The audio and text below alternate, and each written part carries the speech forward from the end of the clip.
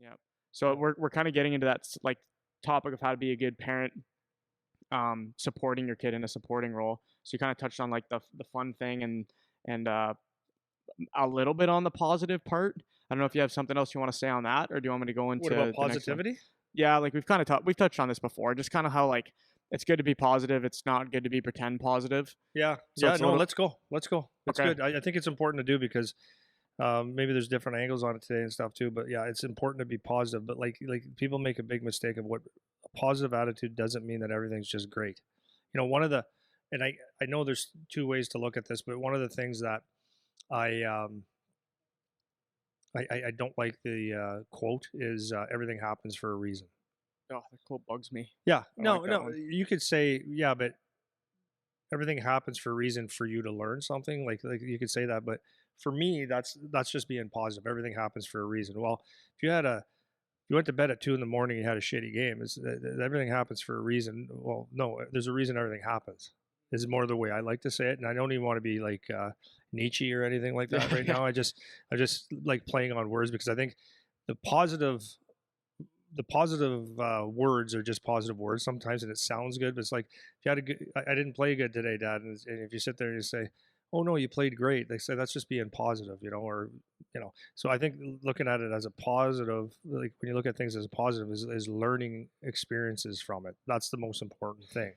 Like you can take positives out of everything, right? Like, so for example, if you didn't train really hard for 2 months, you went to camp and you really struggled to make the team, or you didn't make the team, like the positive in that is that if you learned that you need to work out and you have to stay on top of things, that's a positive learning environment, right? So you can go on for a little bit on that. Well, I think I really like actually I said that the everything happens for a reason. I don't like that because it gives an excuse almost.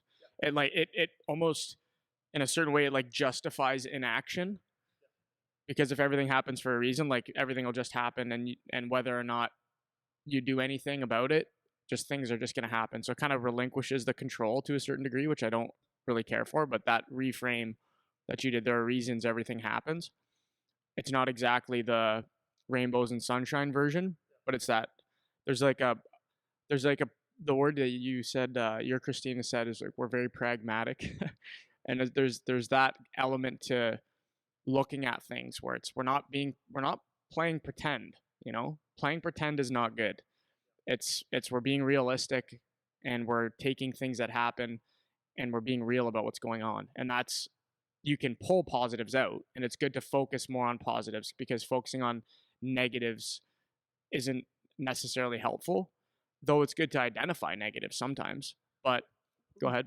Well, I was going to say, like, when you look at a hockey player, like, just take the hockey itself, right? So if your kid is getting to the point, like, a really good example would be the draft year. And then, my son's next year. Like, that's a real thing. So if your kid comes up to you, and maybe you, like myself, I have an actual clue, comes up to me and says, "Dad, do you think I'll get drafted?" Well, when he was going into his draft year in the OHL, I said, "Yeah, 100%." But how high do you think I'm going to go? And then I had to be real with him. Like, it's like, I think you're going to go very high, but there's a lot of good players. Like, it's not just, oh yeah, you're going to get drafted, everything's going to be fine.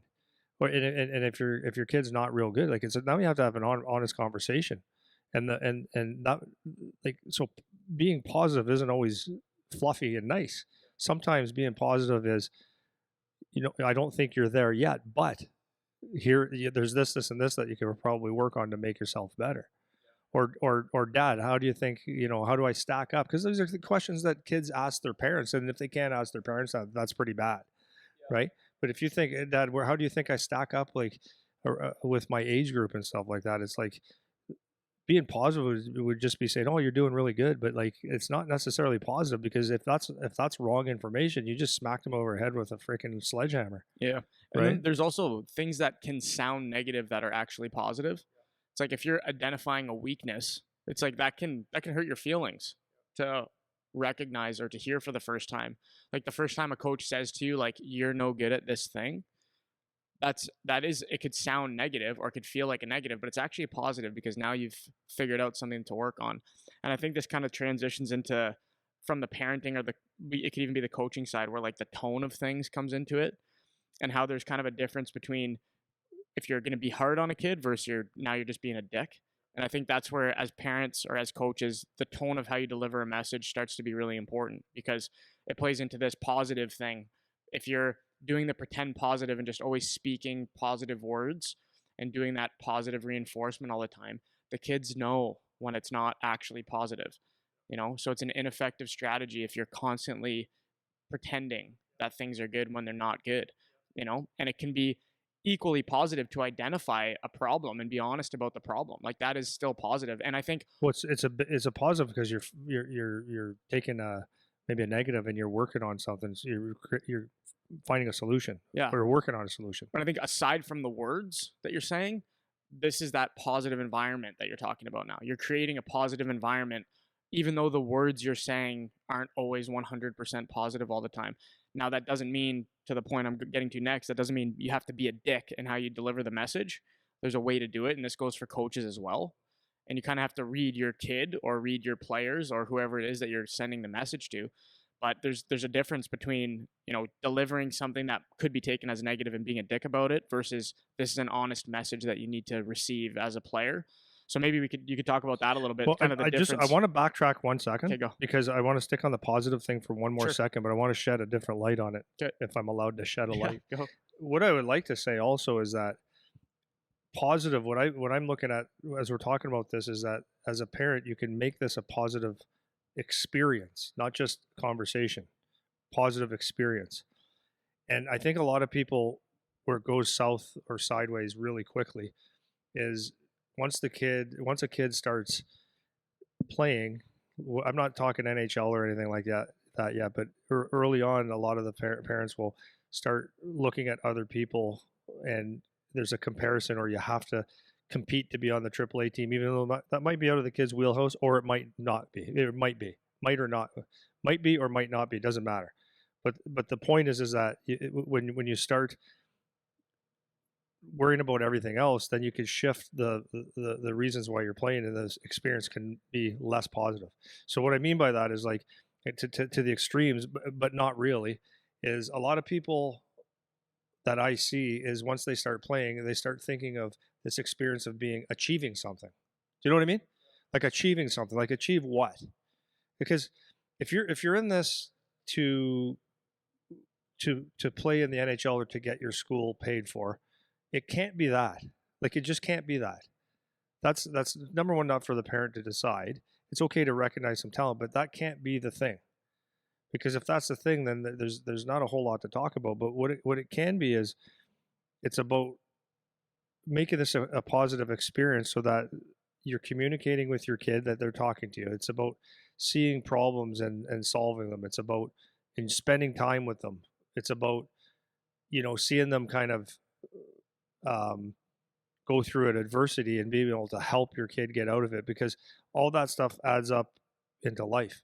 It's about when they're choosing the friends on their hockey team, it's like you can look at them as a parent. Like, the positive thing is that you can see who they pick, who they gravitate to.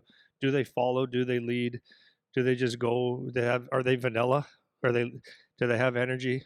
Do people call them, like, there's all those positives too with the experience, right?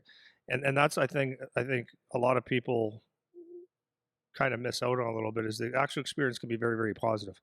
And that's another angle I would like people to kind of look at, is like, don't worry about, and I think we're talking about it after, about the outcomes, right? It's the process that's more important. And we talk about that in a lot of different things, but this experience of going through the game is a positive one if you choose to make it that way, right? It can't be about outcomes and just winning, and but it's about winning, and it's about all that stuff, but it's not just about that. Yeah, I think, and I mean, it's